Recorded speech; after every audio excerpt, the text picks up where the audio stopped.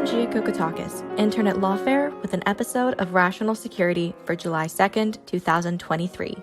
For today's episode, the team at Lawfare decided to cross-post this week's episode of Rational Security, a podcast hosted by Scott R. Anderson, Quinta and Alan Rosenstein, in which they cover the week's big national security news stories.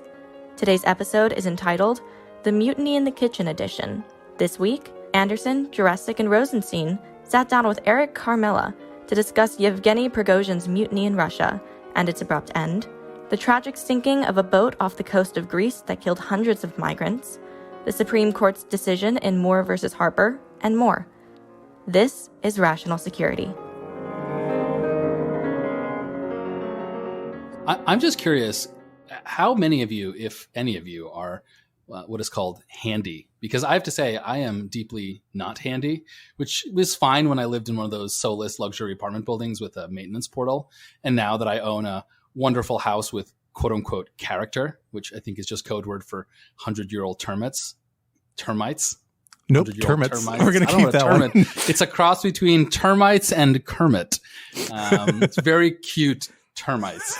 It's a problem. But, I don't know. If you just tighten stuff enough, it usually works. I now own not my first, but my second 100-plus-year-old residence. Not that I have them at the same time, but this is the second one I've owned sequentially. Scott is a slumlord. I'm an old-timey landlord. I've got a monocle. I've got a top hat. It's a whole thing. 19th century vibe I'm going for. I have become more handy. I have done the most dad of things, which is that I have built multiple pieces of furniture in my house, rivaled only by Benjamin Wittes, who manufactured most of the furniture in his house, as far as I can tell. When you say you made the furniture, you don't mean you assembled it with several IKEA supplied Allen wrenches. You actually I started with wood and I worked on from there. The middle stage is assembling IKEA furniture with your own Allen wrenches. Yeah, it is literally just one step more complicated. So it's really not that impressive. But yeah, I built a couple of some shelves. I built some end tables. I used to have a whole set of bookshelves and a desk I built out of some wood, scrap wood and shelving in my old place. But I did not make the transition to my new place. Do you take requests? I say I'm handy. If you pay for my time, yes. Could you build me a shelf? My hourly rate has gotten ludicrous lately because I'm busy, but otherwise. Far outstripping his actual skill. Yeah. Eric, are you an exception to this rule of profound uselessness around the house? Oh, no, I'm profoundly useless. Nice. Absolutely. Nice. I think you just have to own it. The problem is when you think you're more useful than you are. So my uncle is a contractor, and I live in fear that one day he's going to come and visit me and look at a shelf I put up and be like, it's crooked. And then I'll just have to live in shame.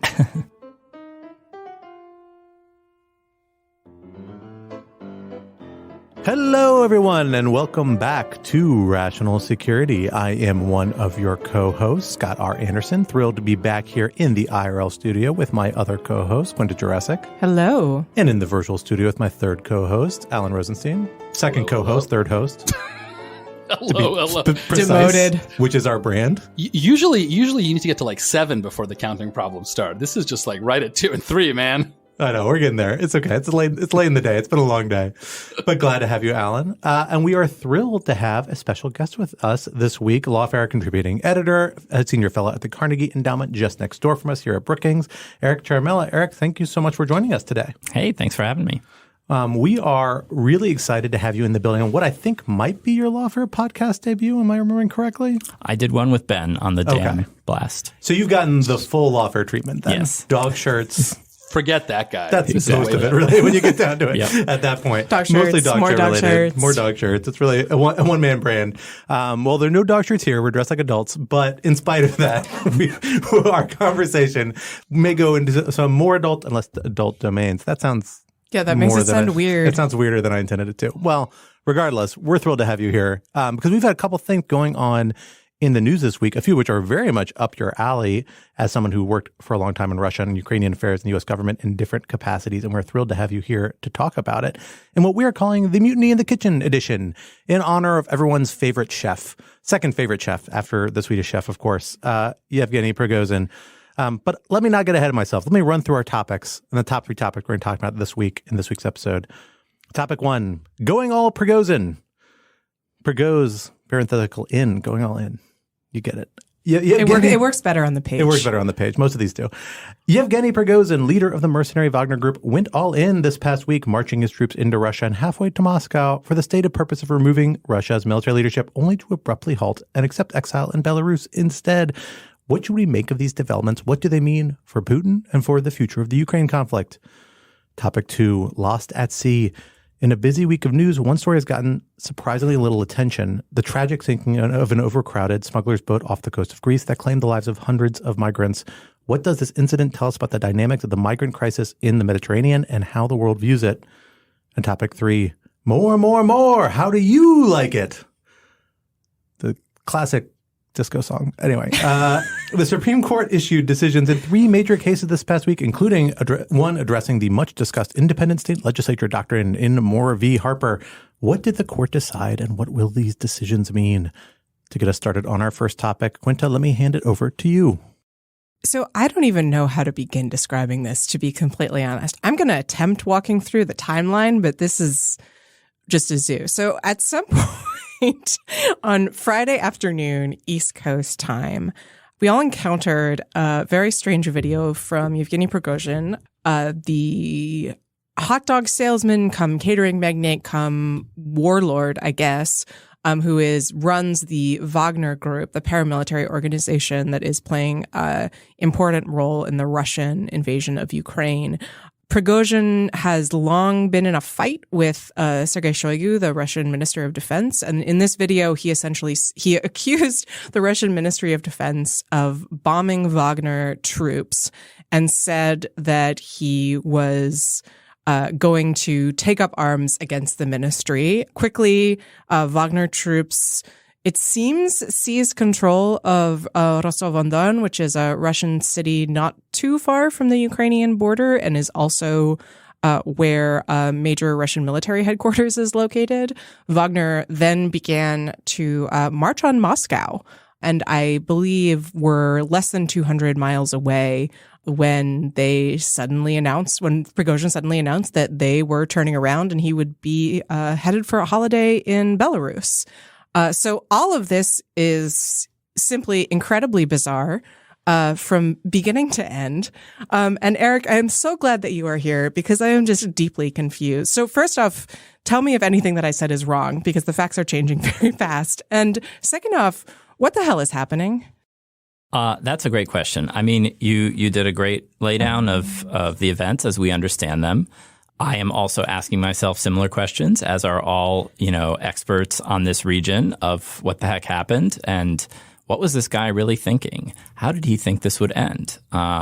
There was an interesting Wall Street Journal article today that claimed that Prigozhin and his forces had expected to capture Shoigu and Gerasimov when they were doing a short trip to Rostov. Gerasimov being chief of the general staff. So he's the head of the uniformed military, whereas Shoigu is the civilian defense minister.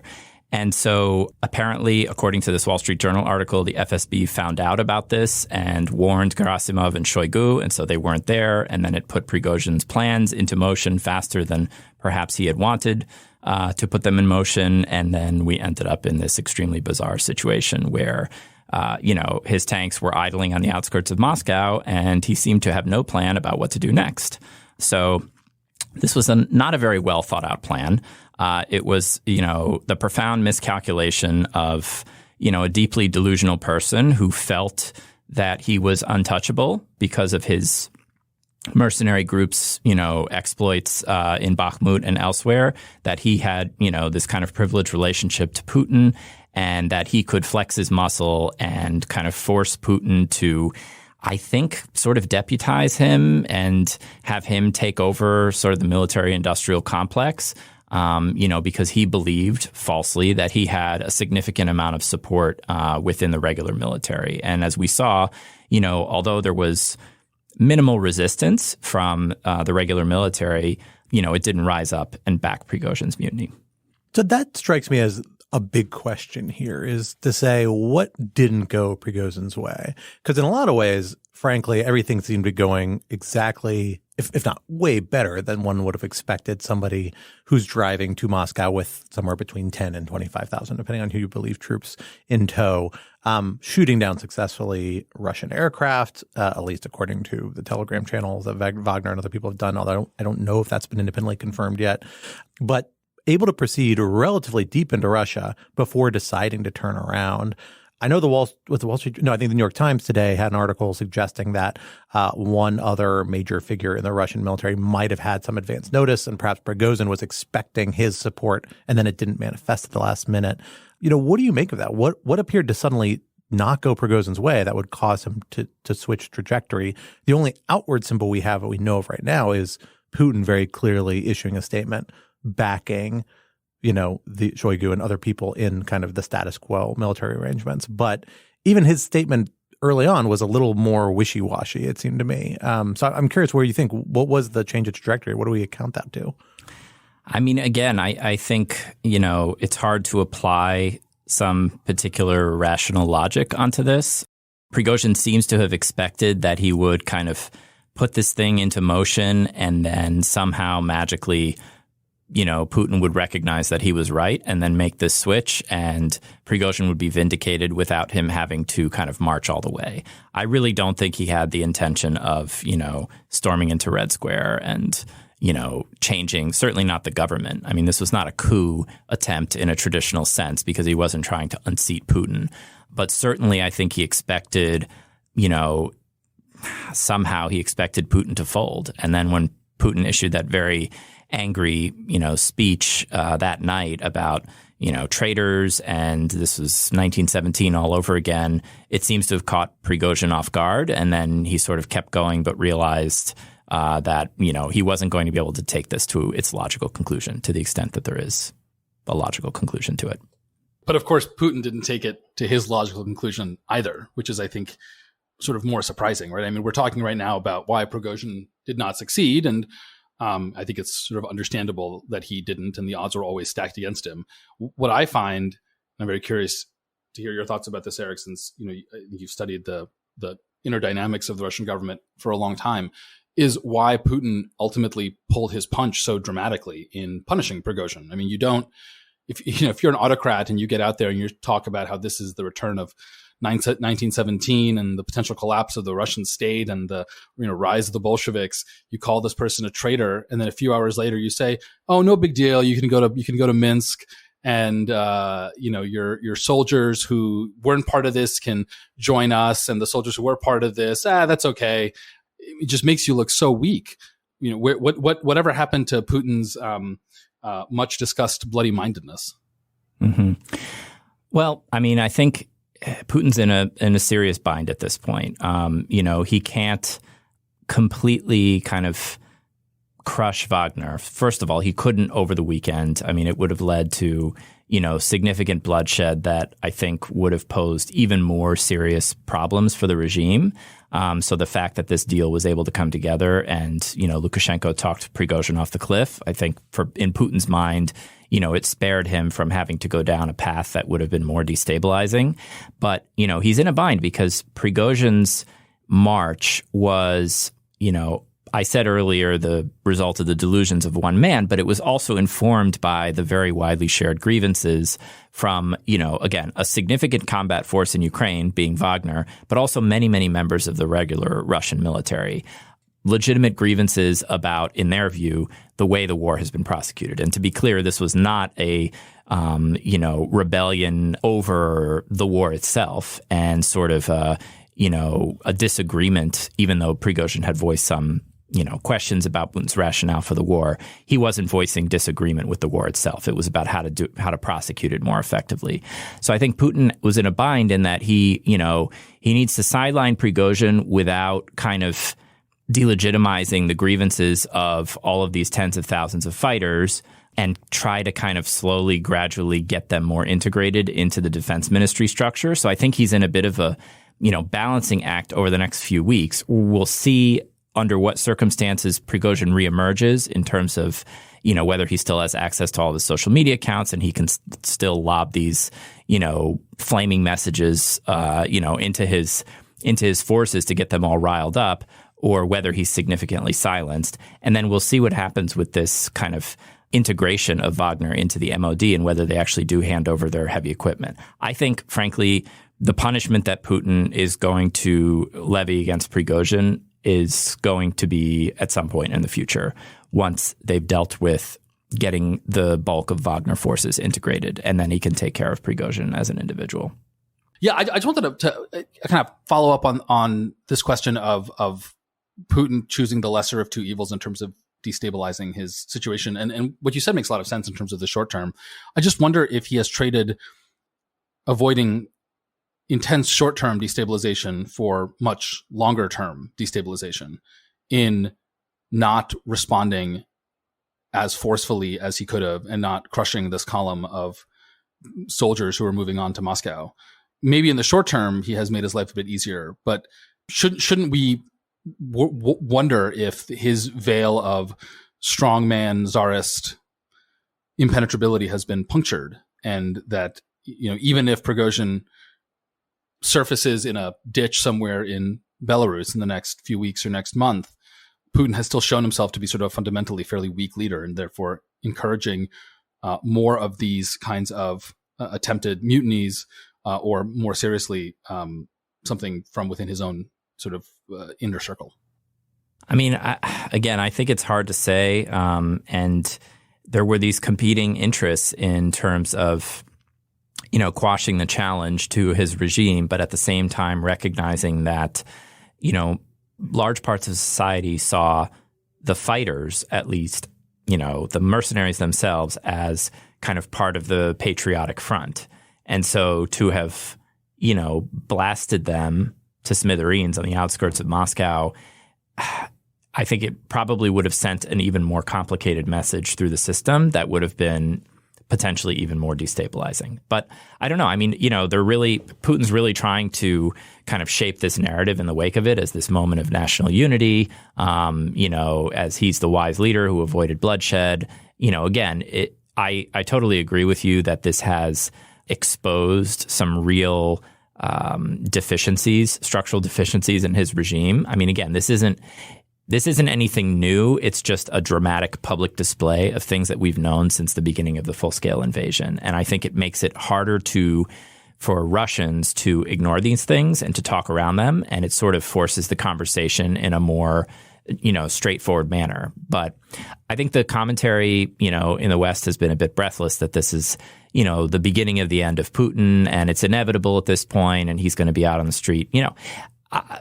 I don't know. I think it's, again, I do think it is going to have some sort of long-term impact on degrading his sort of, you know, the regime's kind of, like you said, the era of invincibility and whatnot. But I don't think this is going to happen from point A to point B and be some, you know, linear projection from where we are now to the kind of the day when it's post-Putin era in Russia. I will say one of the most interesting reactions I think I saw to this was someone who said, you know, who knew that giving up the state's monopoly on the legitimate use of force could potentially cause a problem, right? Like that there's a certain extent to which, obviously this wasn't inevitable, but if you're relying extremely heavily on a group, you know, essentially a private army to prosecute a war, just even describing that, like, of course things are going to fall apart. Is there anything to that? Like, was this inevitable because of the way that the regime is set up? I think it's one of the many kind of self-defeating aspects of Putin's original miscalculation, which was to launch this war in the first place. There's been so many kind of own goals that he's, you know, committed against himself, you know, to include creating a situation in which, you know, the Ukrainians have been armed with all this advanced weaponry that's now being used, you know, to kill and evict Russians from Ukrainian territory. Again, this wasn't a situation that he had prior to February of last year. And this is another area where he has kind of inadvertently, you know, weakened, like you said, the monopoly and the use of force. And the one thing that I will say that this does sort of reiterate about Putin's leadership is he tends to procrastinate when encountering these like significant challenges, and he hopes that kind of other people below him will sort these things out, whether they're interpersonal conflicts or kind of structural challenges with things like supply of the military and whatnot.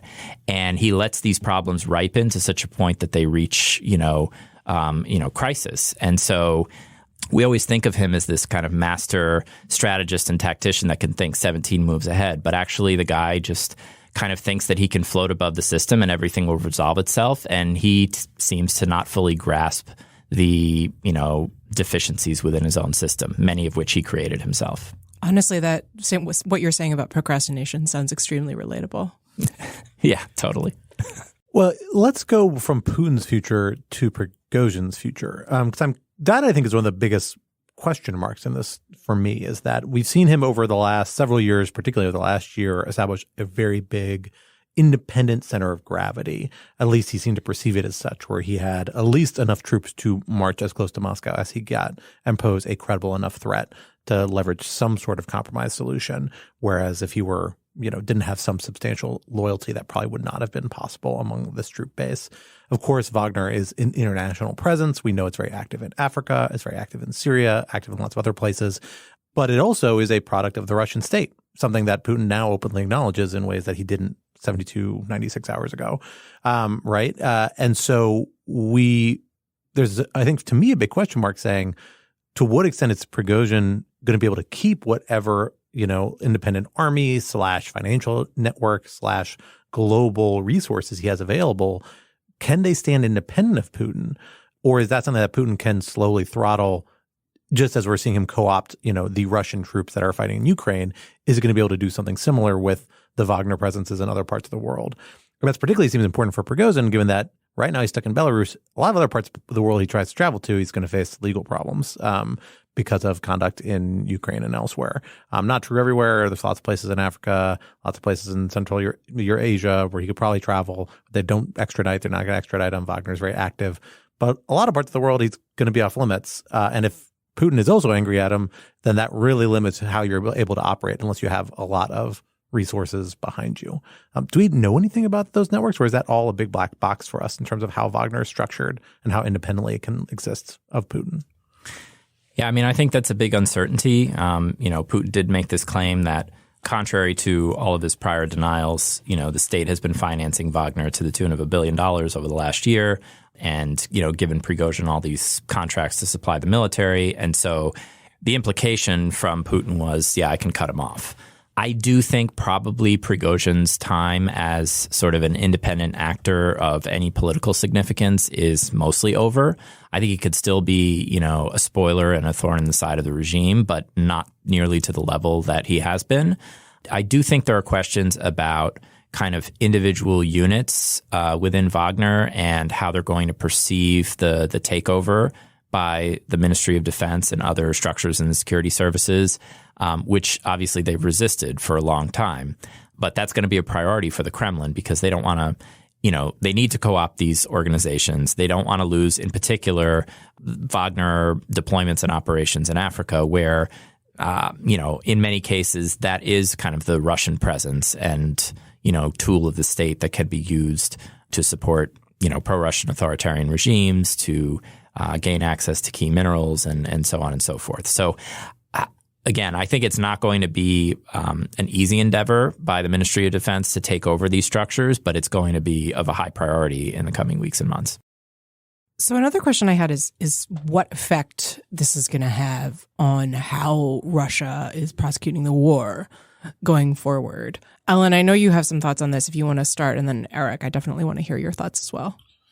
Yeah, it just seems to me that besides the immediate question of whether or not the Russian military will successfully be able to integrate the Wagner troops and continue to use them successfully in the war, the broader question is whether Putin will change how he is prosecuting the war in response to the internal political pressure and to to be frank, embarrassment that this aborted mutiny has caused. My understanding from sort of the political science literature is that a very standard playbook for authoritarians when they experience internal challenges is to try to externalize them, which is to say to take even more aggressive foreign policy actions so as to both distract from their own personal issues, but also to help rebuild their reputation for fearlessness, ruthlessness, and so on and so forth. And so my worry is that Putin might take even more bold, even more rash actions in Ukraine to show that he is still in command of the situation. I mean, even before Prigozhin began his march on Moscow, the Russians, and now it seems pretty clear, blew up the Kakhovka Dam, which is a really unprecedented act of brutality and savagery. After Prigozhin, my mind, paranoid as it is, just immediately goes to the use of tactical nuclear weapons or some other horrible escalation that I haven't even thought of. That's what I'm worried about. I'm curious, Eric, do you think I'm over rotating on this?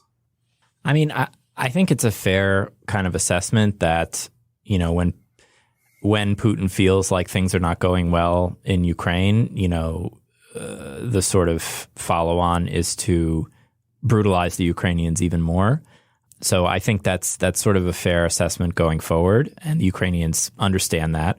But, any kind of specific escalation scenarios when we're talking about Zaporizhzhia nuclear power plant or the use of tactical nuclear weapons, I still don't think, we're there in the sense that this is such a moment of regime instability and vulnerability that he would go to that length, given that it would have probably catastrophic ramifications for the Russian side too.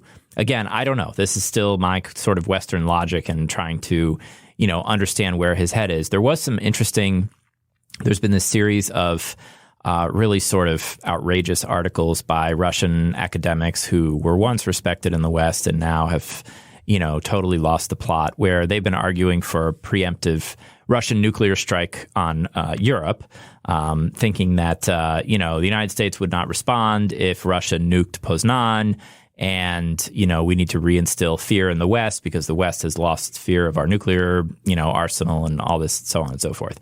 One interesting thing, if there were to be a silver lining in that very, very horrifying message, is, one of these academics, Sergei Karaganov, said, that the use of a nuclear weapon in Ukraine, of course, should be totally ruled out because that would be completely self-defeating since this is our territory and why would we nuke ourselves? So again, if there were to be some sort of upside of that, it does seem like, the Russian chattering class understands that there would be significant negative ramifications for Russia itself were it to use a nuclear weapon anywhere in Ukraine, certainly close to the troops. That's quite a logic pretzel. Yeah. There's a lot of logic pretzels there. So the last question, well, maybe not the last question. Last question I have, but one topic we should touch on before we break for this topic is what this means for the more on the ground, near-term consequences in Ukraine for the counteroffensive that's ongoing. We know Wagner has played a pretty central role in a lot of operations on the ground, but had withdrawn earlier this month, end of last month. Particularly played a really central role in, although perhaps somewhat exaggerated deliberately by Wagner itself, in seizing Bakhmut or, reclaiming Bakhmut for Russian forces, and then quickly withdrew after that, claiming we seized Bakhmut, something other Russian troops couldn't do. And there's lots of reporting about Ukrainian military being happy to see Wagner leave because they were more comfortable dealing with Russian conventional military than Wagner. Although, again, anecdotal, so who knows exactly what the actual perspective is. It seems like a lot of the Wagner forces may not be available, at least in the near term, to do the sort of thing they've been doing. Certainly the recruiting network, the network that's been operationalizing it, as you noted, is going to be under strain for the next several months as it's the subject of this tug of war between Prigozhin and the Russian elements probably likely to co-opt it. Do we expect this to have an impact on the ground in Ukraine in terms of the counteroffensive? Like, is this a moment that Ukrainians can seize on to push harder or to have a higher caliber or higher likelihood of success in these military operations, or is it all kind of come out in the wash? Again, I would say it's a little too early to assess how it's going to play out on the battlefield, but it does seem like this is going to have some impact on Russia's offensive potential. Again, at the moment when they, in the future revert to some sort of offensive action. Right now, they're primarily in defense mode, and they've got a lot of things working to their advantage. I mean, they spent the better part of the last year, building, layered fortifications that are proving, very difficult for the Ukrainians to penetrate, and the Ukrainians understand that.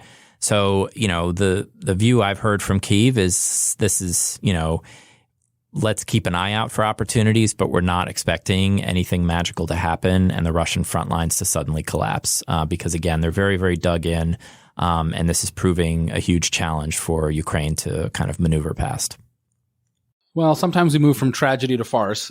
Today, we're moving from farce to tragedy. So as Scott mentioned at the top of the show, earlier this month, a fishing trawler on its way from Libya to Europe with 750 migrants on board capsized off the coast of Greece. I think a little over 100 survivors made it to Greece. 80 some odd bodies have been recovered. At this point, the remaining hundreds of migrants that are missing are presumed to be drowned, making this one of the worst migrant disasters in recent memory. Tragically, putting this in context, this is only the latest in what is an ongoing humanitarian catastrophe. Nearly 2,000 migrants have already died this year. The death toll every year for decades has been thousands and thousands of people trying to cross from North Africa and the Middle East, often from much farther. And the first question I want to ask about this, and I know, Scott, you thought about this a little bit, is should we expect these sorts of high-profile disasters, at least high-profile than usual? We'll talk later about why this wasn't more high-profile.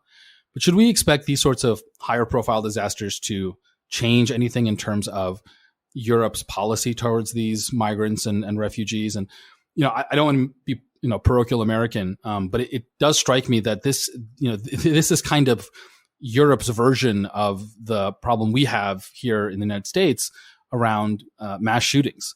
It's a problem that continues to happen. It captures the news for a little bit every time it happens. It's a tragedy. People, say all the right things, but it just inevitably gets stuck in a much bigger and kind of intractable policy debate in the United States about guns, in Europe about migration. And so, while I want to think that the deaths of this point, it looks like 500 people should move the needle in some way, I'm skeptical that it will. So, Scott, do you share my skepticism here? So I do think there are signs that very big public incidents that really drive home the human costs of a phenomenon like this can galvanize action around certain types of change.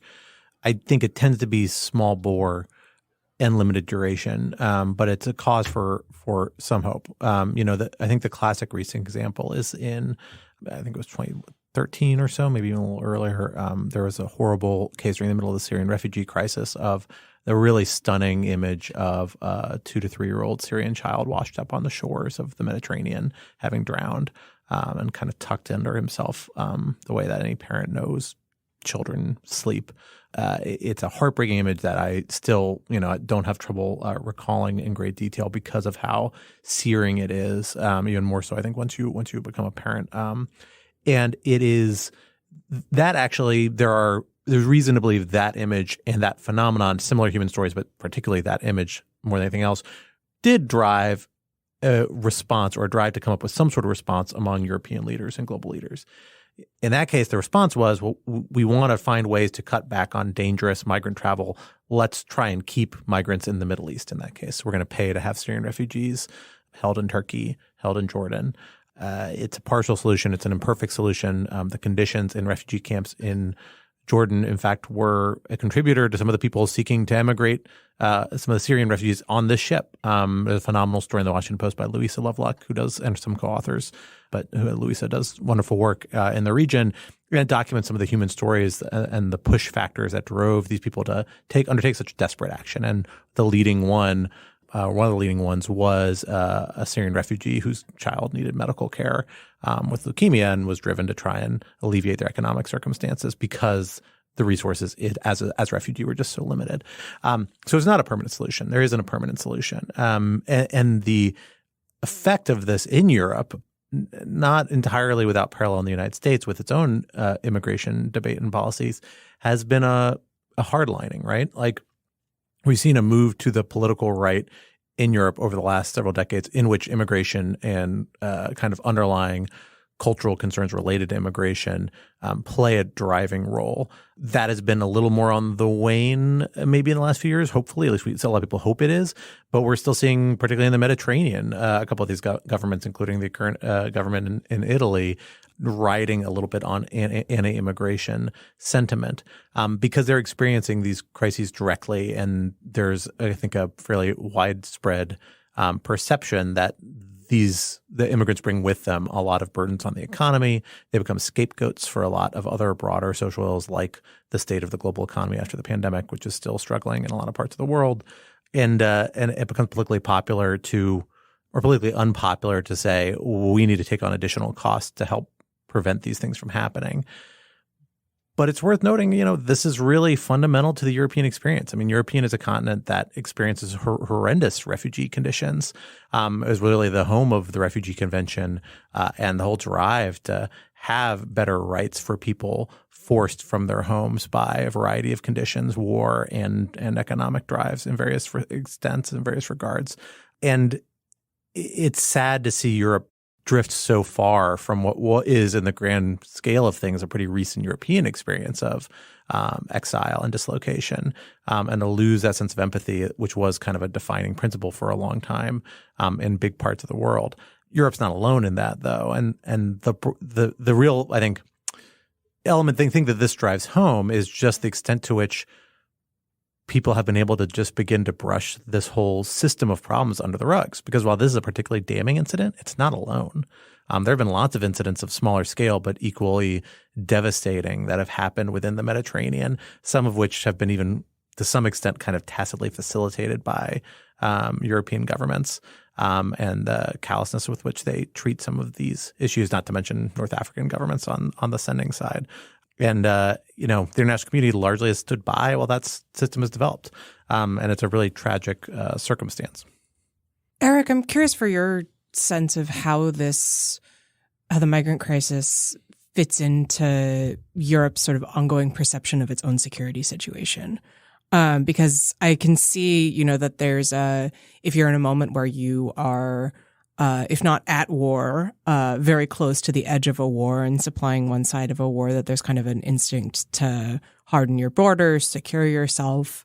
There's in 2021, 2022, I feel like the sort of conflict with the Russian sphere of influence sort of overlapped with the migrant crisis when Belarus began sort of shunting refugees from the Middle East across the Belarusian-Polish border in a very strange little interlude, kind of using refugees as a way to punish the EU.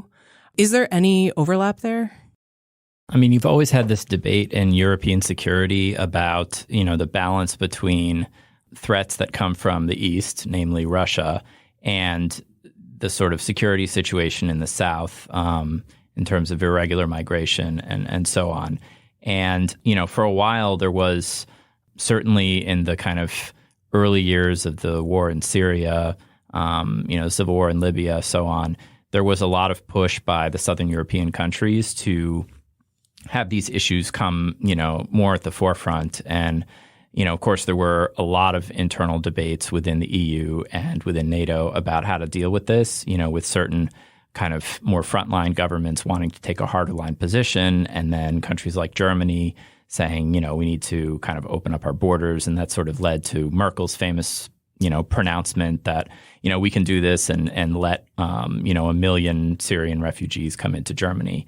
So I think that obviously Russia's, invasion of Ukraine last year pulled the security discussion firmly back towards the East and sort of conventional military threats.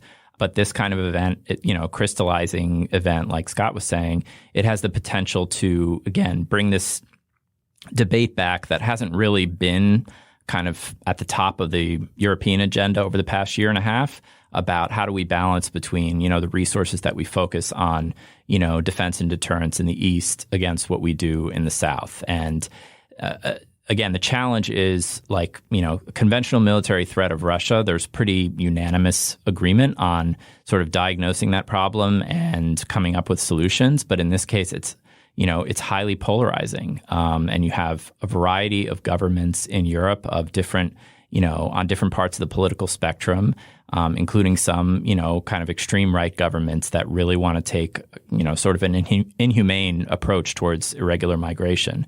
And that's the huge tension that certainly the EU kind of never really figured out how to resolve. I think we have to recognize and be, to some extent, sympathetic with some qualifiers there to the plight of European governments in this particular domain, setting aside the fact that they're often perhaps being a little more callous and insensitive about the human cost than we would like to see. Or a lot more callous in the case of Greece. Or a lot more callous often in the case of Greece. Though even there, I think it's important to appreciate that, just like the border states in our country, right? It's much easier for Northern European nations to complain about Greece when they don't themselves necessarily have to shoulder the full burden. So I'm sort of curious what their, I'm a little skeptical of when the Danes get, deeply offended by this, given that I don't get a sense that they're desperately trying to liberalize immigration policy and send tons of money to Greece to help with this problem. I'm just saying there's a lot of hypocrisy on all sides. I mean, yeah, there's a level of moral luck here that Denmark doesn't have to worry about this. But at the same time, I also don't think it's acceptable for the Greek Coast Guard to just sort of sit on its hands and whistle while a bunch of people drown. Don't Bernard Williams me. Don't do it. How dare you? How dare you, Quinta? I mean, callousness aside, this is a legitimate policy problem, and it's facilitated by the fact that you really have a series of very weak governance issues in the southern side of the Mediterranean, right? Like this ship left from Libya. Libya is a state that's had perpetual political instability for the last 10 years, at least, if not prior to that, but certainly for the last 10 years. There's no easy solution there. Governments have been trying, the UN has been trying, and there's not one clearly on the horizon. It's a little better now than it's been the last couple of years, but just by inches. Tunisia, a country that has been a bastion of stability for the last decade or so off and on, now facing increased domestic issues, domestic political, economic issues that might lead to more difficulty coordinating, if nothing else, because of the kind of authoritarian turn in the government there is straining relationships with Europe. You don't have as many good partners on the other side. It's actually, should, I think, make the United States appreciate the fact that at least to our southern border, while certainly the region directly south of the border has a lot of governance issues, and Mexico is perhaps not the strongest state, it's still an effective state. It's a state that has resources and a partner we can deal with, and it's just one. Setting aside Caribbean migration, things like that, you have partners where at least the biggest, policy avenue that people are worried about, you have somebody you can deal with on the other side. That's not clearly the case here, certainly with Libya at least, and other North African states, it's kind of on a spectrum, right?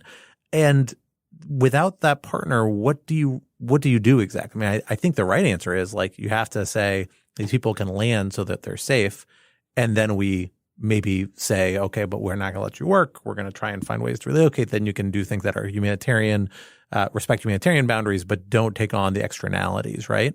I'm not saying that's the right solution. I'm saying that's the most restrictive solution you can have. It doesn't have major humanitarian costs. But doing that, you have to accept that your own governance capacity is limited. Greece is in a really difficult situation. It's hard to be an archipelago, right? It's hard to patrol all these islands with an open sea and say, we have local authorities who can sort and take care of all these things. It's a huge, genuine policy problem that requires a lot of political will and a lot of resources to get even mediocre solutions on. And I honestly think that's the big driver here, is that it's not that there aren't necessarily constituencies who would like to do something about this, who recognize the tragedy and are unhappy about it. It's that I'm not sure if they feel like they have a clear set of solutions that will make a big enough problem in comparison to the political cost it's going to take them in the current political environment. Now, maybe public sentiment understood and surged much more in the direction of saying, we've got to do something about these humanitarian costs.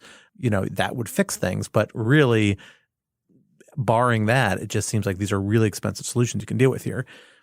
How you really fix it is you resolve the sources of the immigration crisis.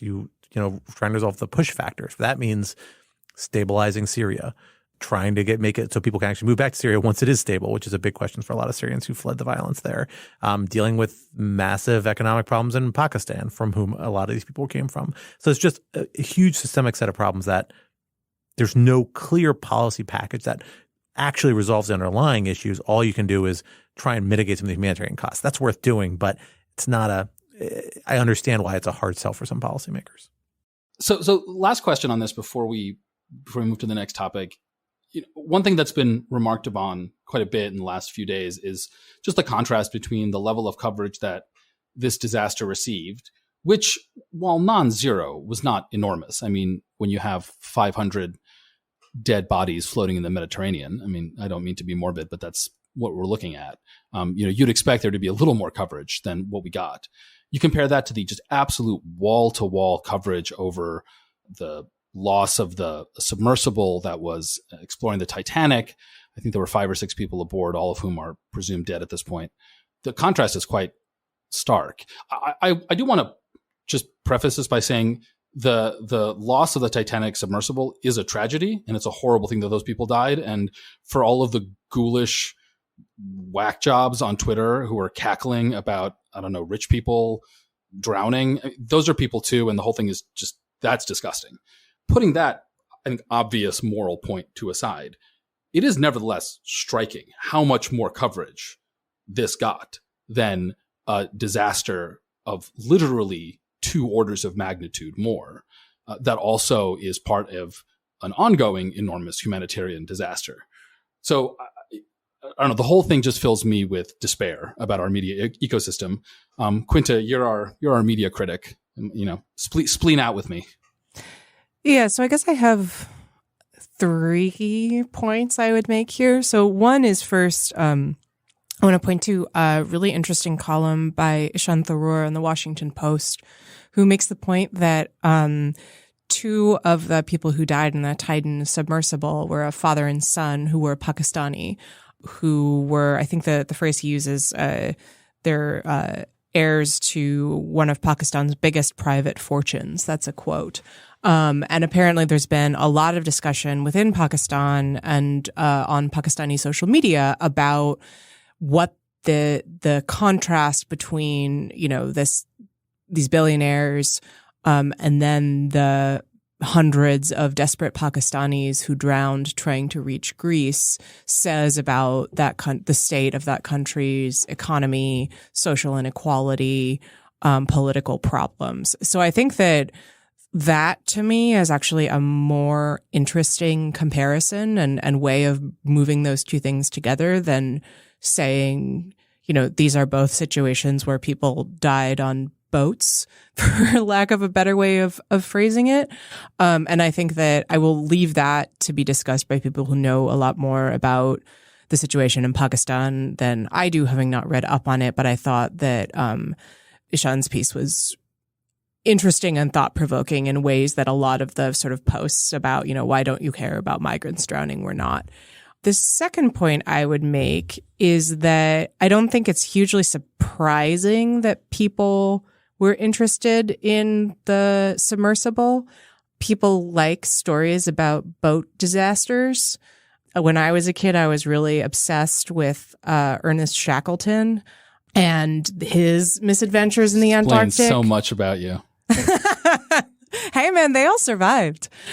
People like stories about Arctic disasters. People like stories about things that go wrong on boats. You may have heard of a little novel called Moby Dick. That is not particularly surprising to me. Also, people are obsessed with Titanic. So I don't think that it's necessarily like something deeply wrong about the media environment or, the human psyche these days that people were interested in what was going on with the submersible. I think that maybe people just like stories about stuff going wrong on boats. And the third point on the sort of question of the media environment is that, look, like if you booted up the Washington Post or the New York Times, there was coverage everywhere about the Titan submersible. Like, yes, that is completely true. You know why? Because people clicked on it. Like you could see there was a little bit of coverage and then there started being more and more coverage. And then it was absolutely everywhere. I think at one point I was reading an article in the Washington Post, possibly about Titan because I'm part of the problem. And like 5 out of the top 10 most read articles in the sidebar were all about the submersible. And I think what's important to keep in mind is that there is not like some giant untapped market of people who are desperate to read about migrant deaths in the Mediterranean. And that sucks, right? Like that is bad. There's a reason why a lot of that reporting is often done from nonprofit organizations. It's funded through grants. It's, really backbreaking work that does not get a huge social media boost because it's not something that people, will go viral and that people will click on. And that, I think, is maybe cause for a little self-reflection with all of us about the nature of the media business and how it's important, I would argue, to have outlets and the sort of bandwidth for that kind of reporting that is sort of socially valuable but doesn't immediately generate a payoff for the outlet in the same way that the 500th story about, the submersible's bad construction or what the Navy found or didn't find would be. I also, as a counterfactual, I've been asking myself is I wonder how the submarine story would have been handled, frankly, if they had revealed from the outset that they believe the sub had imploded and they died. And it hadn't been framed as a multi-day search for people who there was still some hope might have been alive. I actually kind of think the dynamics are a little different, and a lot of the follow-on wash of pieces about the submarine and things like that are the kind of ripple that follows when you have a huge human pull where people got invested in the story and now it's in their minds and they want to wrap up parts of it. But I kind of suspect if it had imploded early on, it wouldn't have gotten nearly the media attention. That doesn't justify anything one way or the other. But I do think it is there are actually different stories in that regard. Maybe they shouldn't be, but I that's just a different sort of media factor that is. Yeah, that's a good point. Plays in. But at the same time, I can understand why the Navy didn't want to say right away, they're dead in case it turns out that they were alive. Their job is not to shape the media narrative around these things. Right. But yeah. Well, speaking of ripple effects, we had a couple of big events take place at the Supreme Court this week as we near the end of this term and the end of the decisions coming out of this term, I should say. We're down to under 10 as of the time of our recording now, if I believe, maybe even under, I think just like 4 or 5, 6 left, because we got 3 dropped just a few days ago. Each of them warrants some attention and warrants a little bit of discussion, but one is something that has gotten a ton of bandwidth in the media sphere, and that's Moore v. Harper, a case coming out of North Carolina that advanced a theory called the Independent State Legislature Doctrine that we have discussed here on the podcast before, that essentially would have supercharged state legislatures' ability to regulate state election rules, or how states regulate federal elections, I should say, to the point that they would have been arguably, at least by the arguments being put forward by certain parties in this matter, not subject to judicial review or the same sort of judicial review one would normally expect by state courts. A lot of people thought this case was going to be rendered moot because the North Carolina Supreme Court actually flipped its position on this matter more or less since it was granted. Certainly there appeared that to have been grounds by which the Supreme Court could have said, oh, this is moot, we're not going to deal with this. But that's not what they did. They decided to go ahead and, in fact, reach a decision that came out a little harder on Independent State Legislature Doctrine than certainly a lot of people feared going into this matter, which has caused panic in various corners really since the court granted cert last year. So, Quinta, you wrote a useful piece on this in The Atlantic that kind of tied together a lot of threads in the reaction to this opinion. Tell us what you make of it and what we should be making of what this opinion means, kind of the future of this doctrine and the legal questions it raises. So, right. So as you say, Scott, I think there was a lot of anxiety around what the court would do here. And I would describe the court's actions as pretty good, I guess. Now, it sort of depends what lens you're looking at this through. I think Michael Dorff of the Dorff on Law blog described it as good but not great. Rick Hassan, the election law expert, wrote on the election law blog that it was bad but not awful. So maybe it depends, which side of the bed you get out on. So what the court did essentially, I'm just going to focus on the majority opinion. The dissent from Thomas is a sort of a separate kettle of fish, was say that the most sort of muscular version of the independent state legislature theory was dead. And this is a theory that would have said that state legislatures have independent, hence the name, authority through the electors and elections clauses in the Constitution to administer state elections for Congress and for presidential elections, essentially however they like, without any constraint from state constitutions or state courts. And that is concerning because, especially in an environment where the Supreme Court has really limited federal remedies for things like, say, political gerrymandering or voting rights, that could leave voters really vulnerable to chicanery by state legislatures. It also could have meant that bad actors, for lack of a better term, could have used this idea to try to kind of kick up dust in 2024. And so the theory goes from the folks who are most alarmed, essentially use this to try to steal the election for Trump. I don't think that outcome was ever it was never really in the cards that the court would endorse a version of the theory that would go that far. And the most extreme versions that were the most concerning were always a kind of a pretty huge stretch in a way that I don't know was always reflected in the reporting on the matter. But nevertheless, it's an extremely good thing that the court basically said, no, that door is resoundingly closed. It's also worth noting that Congress passed last year the Electoral Count Act reform, which sort of closes off another avenue for those kinds of shenanigans. That's the not awful or the good part, depending on what view you take. The other half, so the bad or the not great half, has to do with the sort of turn that the court takes in the last third or so of the majority opinion and a concurrence by Justice Kavanaugh, where it essentially says, look, the most muscular version of this theory is just incorrect, but we are leaving the door open for potential federal court intervention if a state court just goes completely off the rails in interpreting something a state legislature has done when it comes to the administration of federal elections. And it's a bit odd. The court actually explicitly says, we are not giving you a standard. We're not even telling you if what the North Carolina Supreme Court did, which was what was at issue here, whether that was okay or not. Go with God, essentially. And Justice Kavanaugh, in his concurrence, says, look, you're saying that, but we all kind of know that what we're relying on is a concurrence by Chief Justice Rehnquist in Bush v. Gore, which we can talk about more. How you interpret this, I think, varies a lot. Depending on your view, like I've said, Rick Hassan has argued that it's going to open the door to a lot of just chaotic legislation and confusion that could be really damaging.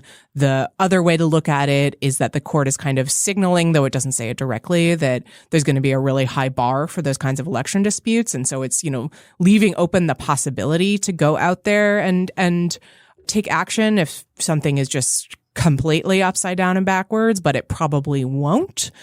I've been talking for a really long time now, and I feel like I've barely scratched the surface, which is a reflection of how incredibly complicated this case is.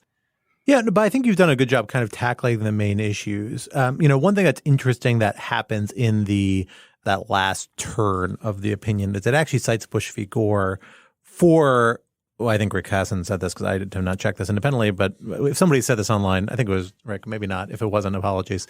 For the first time in at least, I think, ever by the Supreme Court in a majority opinion, not necessarily in concurrence or dissent, because I can think of at least one or two dissents where that's happened. That's notable. That's interesting. And it is kind of like codifying that idea. But your evaluation of whether it's a good thing or a bad thing really is kind of like what your expectations were, right? This is a better outcome than if the court had dismissed this as moot, right? Because he dismissed it as moot. All those old arguments could have still been up there regarding more maximalist positions. I mean, it depends how much you care about jurisdiction. But I mean, they could have, the substantive theory would have been Oh, still totally. available. I just mean that their reason why it wasn't moot was ridiculous. Oh, yeah. I know. Fair. Yes, whatever violence it may have done to jurisdictional principles, which I haven't thought about enough, perhaps, then that's fair enough. But from the perspective of somebody who's, worried about Independent State Legislature Doctrine, this is a better outcome than that, which I thought was the most likely outcome. And frankly, everyone was pretty happy when that became, after oral argument, a possibility and one that the justices seemed inclined to lean towards, because it became very obvious during oral argument that, frankly, none of them were on board with the maximalist view. Even, Justice Alito had a pretty skeptical line of questioning, as I recall, during oral argument, although it's not quite as skeptical in the opinion here. He's more just kind of quiet as he only joins one part of the dissent. It is a better outcome, I think, than a lot of people were expecting in this case. Is it the perfect outcome? No. Is it, the outcome you would want? Not necessarily. But, the window it leaves open of doing this review, it's worth noting, Chief Justice Roberts, he couches it in terms of other constitutional rights. He's saying, like Bush v. Gore, it's equal protection issues, right? That's what Bush v. Gore kind of hung its hat on. You can dispute whether that is a reasonable reading of the Equal Protection Clause and what it requires. But they're saying where you butt the actions of a state court butt up against other federal rights. And then the question is what does the Elections Clause actually require in terms of substantive rights? And yeah, that does have a little bit of a number there. But I'm also not sure we want to completely read the Election Clause as not having any federal rights, right? So that's why I'm not sure I don't read it as highly problematic. It leaves a door open to things, but that's the nature of our legal system. You make narrow decisions and inevitably you leave doors open to things. Yeah, I agree with the point that you just made, Scott. I understand why. I understand why, given that there is a 6-3 conservative Supreme Court, a lot of liberal legal commentators are not happy that the court has left open the door to federal intervention. But I am highly, highly skeptical that if the composition of the federal courts were reversed, those same commentators would not demand some degree of at least the possibility of federal judicial intervention for precisely the reasons that Scott articulates. I also, while I have seen some folks argue that, Justices Sotomayor, Kagan, and Jackson, hated signing on to this part of the opinion, but they did just so they, could salvage the rest of it. I'm actually quite skeptical about that too. I suspect that these, liberal justices are justices first, which is to say they are very jealous of their judicial powers, just like all justices are, and so would have insisted that there be some door open for some sort of federal judicial role. But the question, which I think you could have very correctly articulated, is, well, how big of a role is that? The answer is we don't know. My sense is that it will be interpreted more along the, hey, federal courts, if you really feel like you need to, maybe there's an avenue here, but this is not an invitation for you to just mess around with state court judgments because you think they were not perfectly done. Then it is an invitation to do so. But you're right, we will have to see, which is always the case with hard to apply legal standards.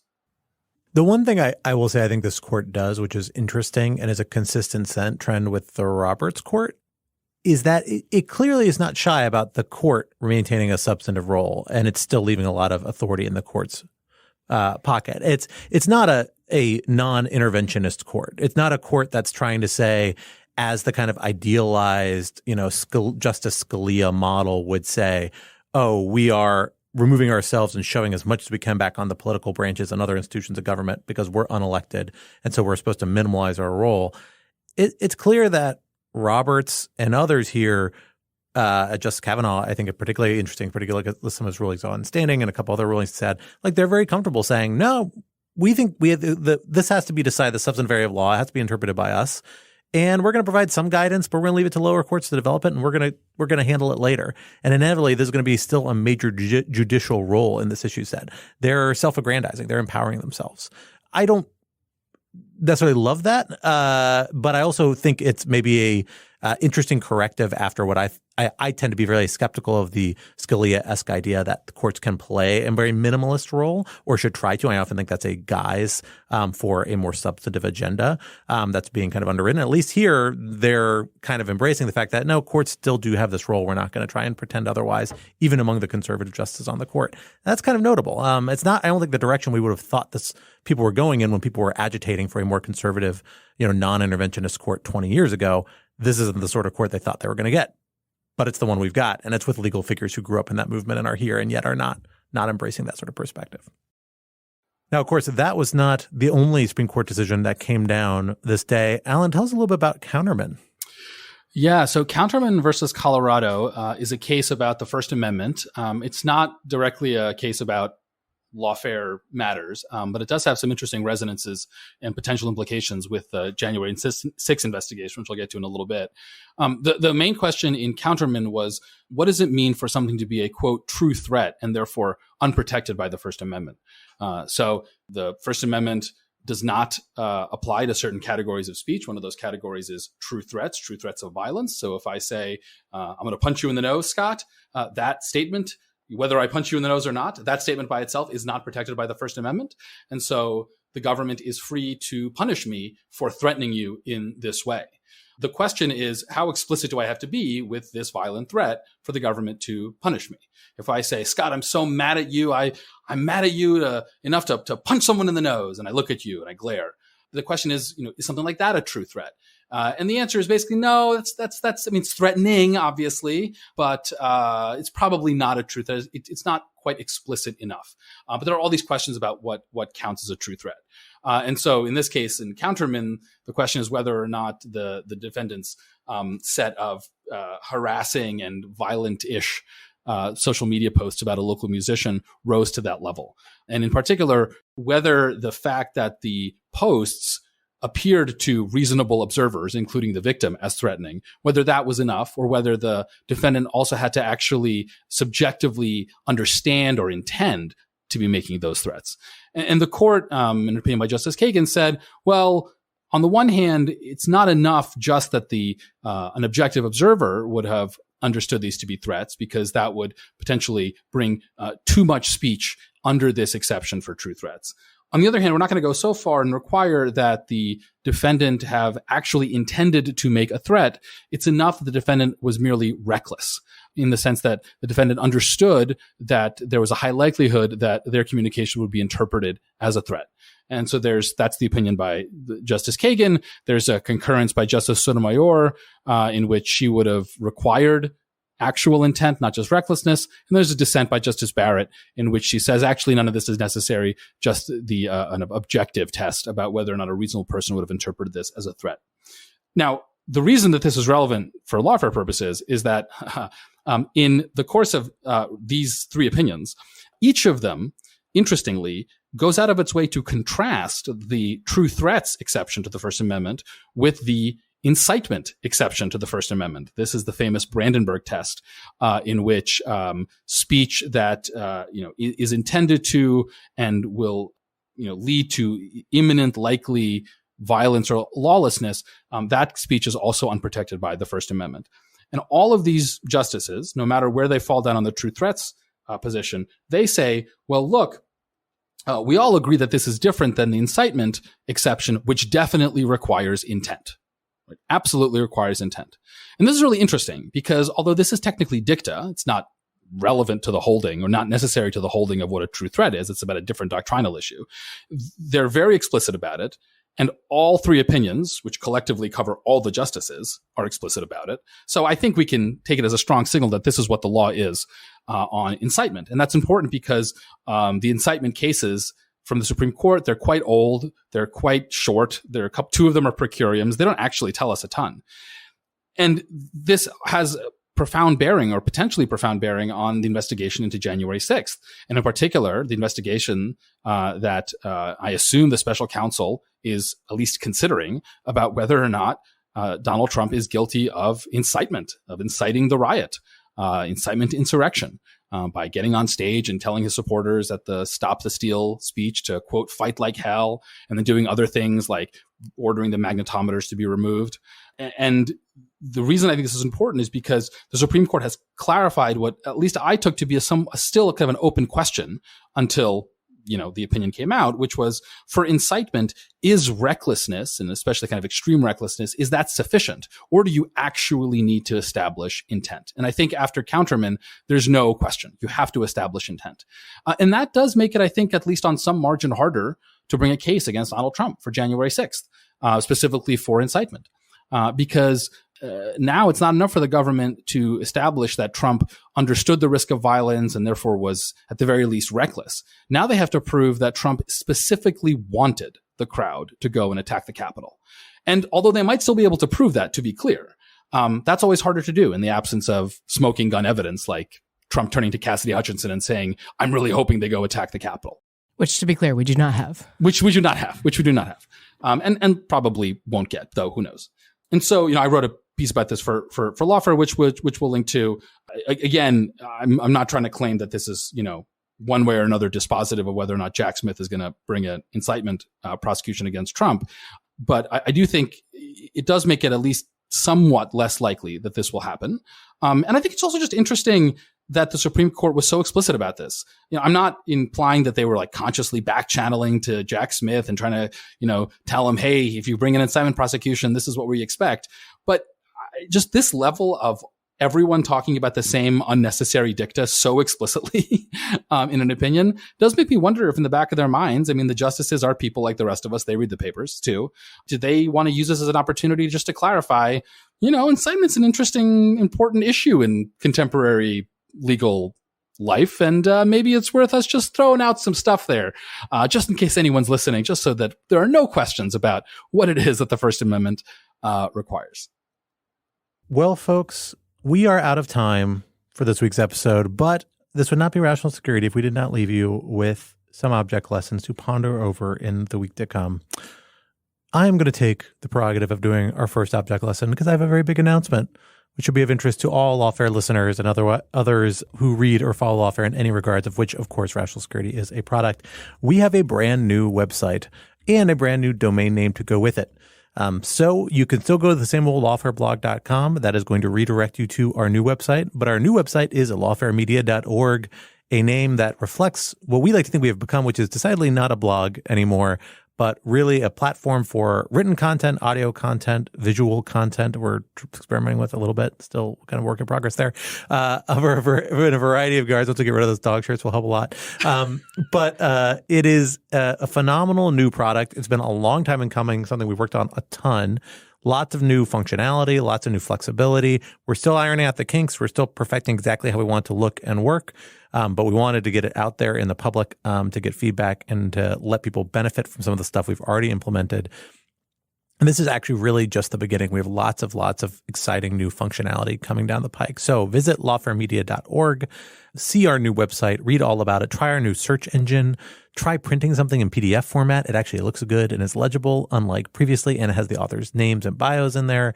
It's got lots of cool functions, and again, more and more to come in the weeks and months to come. And perhaps most importantly, you can listen to Rational Security from the website now, although, keep subscribing wherever you subscribe because we want those subscribers. Listeners, I also just want to shout out Scott because Scott did such a huge amount of work internally in shepherding us through this more than year-long process to get a new website. And I'm just curious, Scott, how many months, how much therapy do you think it'll take for you to process the trauma that you experienced there was a stage in life where I thought I actually might go into computer engineering and doing web design way back now you're glad in the you aughts didn't. when that was a cool high-tech thing to do. And I'm so glad I didn't, to say at the very least. One other thing I will mention before I hand off the baton is that we also are getting a new Twitter handle, which I think will be up and running.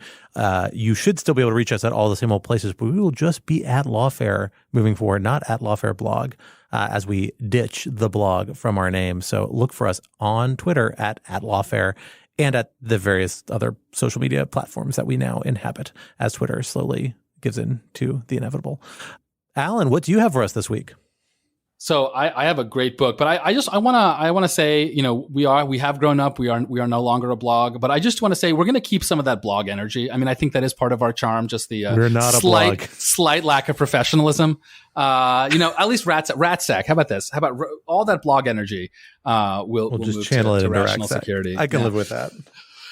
So my object lesson is a fabulous book that I am halfway through, but my wife has also read, and she assures me that I can recommend it with a clear conscience because as good as it is now, it gets even better. It's called A Mountain in the Sea by Ray Naylor. I think that's how it's pronounced. I was bummed to discover that it is apparently the New York Times' Book of the Week selection, which, I just want to say I discovered it first. It is about octopuses that can communicate in the future. I don't think I need to say anything more. It's just amazing. It's about talking octopuses. Yeah. I'm pretty excited about this. Yeah, you should read it. It's really good. Quinta, what do you have for us this week? Well, I'm now Googling that book, which sounds super interesting. I am recommending a novel as well from 2017 by Mohsin Hamid called Exit West, which I was reminded of by our discussion of the refugee crisis. It's a pretty short book. I think I read it in 1 or 2 sittings and is just a really moving, thought-provoking novel about what it means to cross a border and sort of the concept of borders more generally, with a hint of magical realism that makes that sort of thinky stuff go down a little bit easier. So highly recommended. And Eric, how about you? What have you brought to the table? Sure. Well, I will recommend for the musically inclined of our listeners a new musical group that I discovered. Saw in concert a couple of weeks ago a group of Tuareg rebels from Mali who have pioneered the genre of desert blues. And Tinariwen, absolutely. They're really fantastic. I actually mentioned them on the podcast a couple of weeks ago. Okay, there you go. They're phenomenal. They are phenomenal. Highly, highly recommend. They're amazing. Yes. That's phenomenal. I didn't realize, were they in D.C.? Yeah, they were in the Logan Theater. Oh my gosh. Yeah. I am like super bummed I missed this. I'm usually very on top of what concerts are in town. Now I feel absolutely silly. They're phenomenal. I've listened to their stuff because they've been around forever now, like decades, and they do amazing, amazing stuff. That's so cool. They're apparently on their world tour, so perhaps you can catch them in I might Sweden. Have to find another city. Yeah. Is there an album that either of you recommend to start with? The one I have is, I think, self-titled is the only one I can think of. I downloaded it off of a probably not Apple, but some server years ago. So I have a bunch of random tracks, but I can't think of the specific album. But definitely worth checking out. It's like psychedelic rock, basically. It's like very, very awesome with like heavy percussion, multi-instrumentalist, because there's got like supposedly like 20 or 30 members, right? Oh, great recommendation. Phenomenal. Very cool. Well, folks, that brings us to the end of this week's episode. Rational Security is, of course, a production of Lawfare, so be sure to visit our new webpage at lawfaremedia.org. I have to change my script for this, because I'm going to say it wrong a couple times, for our show page with links to past episodes, for our written work and the written work of other Lawfare contributors, and for information on Lawfare's other phenomenal podcast series. And be sure to follow us on Twitter at RATL Security and at Lawfare, soon to be. And be sure to leave a rating review wherever you might be listening. Also, be sure to sign up to become a material supporter of Lawfare on patreon.com/Lawfare for an ad-free version of this podcast and other special benefits. Our audio engineer and producer this week was Noam Osband of Goat Rodeo, and our music, as always, was performed by Sophia Yin. We were once again edited by the wonderful Jen Patja Howell. On behalf of my co-host Alan Quinta and our special guest, Eric Ciaramella, I am Scott R. Anderson. We will talk to you next week. Until then, goodbye.